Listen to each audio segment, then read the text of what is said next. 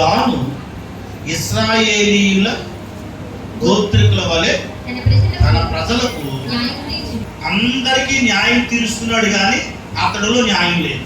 అది బ్రతుకులో మార్పు లేదు, కానీ ఇతర బ్రతుకులు మార్చడానికి ప్రయత్నం చేస్తున్నాడు.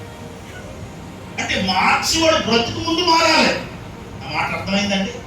తాను ఎలా ఉన్నాడంటే అతనిలో నీతి లేకపోయినా, అతనిలో యథార్థత లేకపోయినా, అతనిలో న్యాయం లేకపోయినా ఇతరులకు న్యాయం తీర్చేవాడిగా, అంటే సమాజంలో సంఘంలో ఒక పెద్దగా చలామణి అవుతున్నాడు, కానీ అతను బ్రతుకులో ఏం లేదంటే మార్పు లేదు.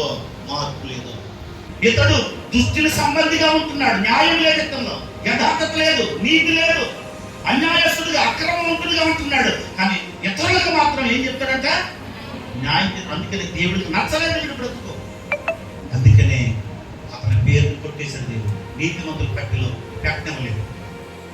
అందుకని సామెతల గ్రంథంలో 17వ అధ్యాయం 23వ వచనం, ఇతరులో న్యాయం లేదంటే ఇతడు ఏ వ్యక్తిగా ఉంటున్నాడు? దుష్టుని యొక్క ఆలోచన కలిగిన వాడు ఉంటున్నాడు, దుష్టుని సంబంధిగా ఉంటున్నాడు. ఎలా ఉన్నాడండి? దుష్టుని సంబంధిగా ఉంటున్నాడు, న్యాయం లేదు, యథార్థత లేదు, నీతి లేదు.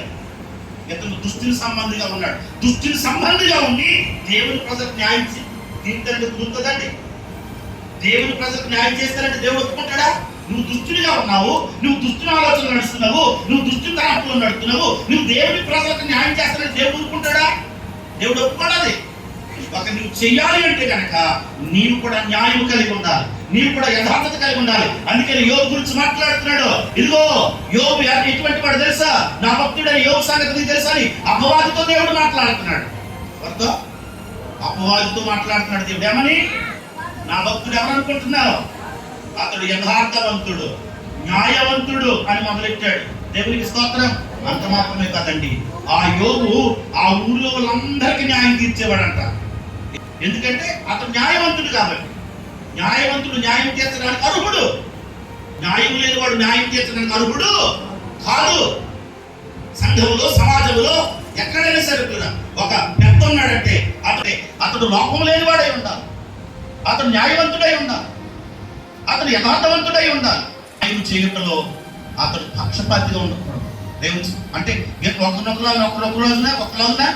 చూసేవాడు ఉండకూడదు. దేవుడు మాటలు వింటున్నా, మనలో న్యాయం ఉందా, యథార్థత ఉందా, నీతి ఉందా, ఇవన్నీ దేవుడు చూస్తున్నాడు. మనం ఒకళ్ళు ఎంతకాలం మందిరంకి వచ్చిన మనలో న్యాయం లేకపోతే, యథార్థం లేకపోతే, నీతి లేకపోతే మన పేరు ఎక్కడితోటే ఆగిపోతే, ఇక్కడితోటే నీతిమంతుల పట్టిలో మన పేరు ఉండదు. దేవుడికి స్తోత్రం కలుగునుగా. గుర్తుపెట్టుకున్న సంగమా, దాను పేరు నీతిమంతుల పట్టిలో ఎందుకు రాయబడలేదంటే అతడు న్యాయం లేనివాడైంది, నీతి లేనివాడైంది, అతడు యథార్థత లేనివాడైంది, ఇతరులకు న్యాయం తీర్చేవాడుగా ఉంటున్నాడు. ఈరోజు నీ నా ప్రవర్తన దేవునికి ఇష్టం కాకపోతే ఇక్కడ చెప్పుకోవటానికి మన పేరు, అక్కడ నా పేరు ఉండాలంటే ఇక్కడ నాలో న్యాయం ఉండాలి, నీతి ఉండాలి, నా ప్రవర్తనలో న్యాయం ఉండాలి, నా మాటలో న్యాయం ఉండాలి, నా నడకలో నీతి ఉండాలి, నా నడకలో యథార్థత ఉండాలి. నేను చేసే ప్రతి పనిలో కూడా న్యాయం కనబడాలి దేవునికి. అప్పుడు అంటాడు, వాళ్ళ నమ్మకమైన మంచి దాసుడా, వాళ్ళ నమ్మకమైన మంచి దాసుడా. దేవునికి స్తోత్రం. అప్పుడు నీ నా పేరు ఆ పట్టిలో రాయబడతా సంగమా. అందుకనే తాను పేరు దేవుడు ఆ యొక్క నీతివంతుల పట్టిలో రాయించలేదు. మొదటి